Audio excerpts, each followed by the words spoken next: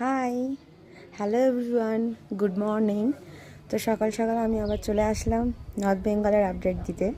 তো আমরা আছি, কালকে ছিলাম মিরিকে, ছিলাম গোলপাহাড়ে মিরিকে। তো আজকে আমরা এখান থেকে চলে যাচ্ছি। আমরা আজকে এখান থেকে চলে গিয়ে শিবখোলায় গিয়ে উঠবো। শিবখোলাতে রিভার সাইড আছে, সেখানে কটেজ বুক করা হয়ে গেছে। তো আমরা এখন একটু পরেই বেরোবো। এখন ব্রেকফাস্ট করছি, আর দেখুন কোথায় ব্রেকফাস্ট করছি। এই যে আমাদের ঠিক ব্যালকনির ভিউ, আর এটা আমার ব্রেকফাস্ট।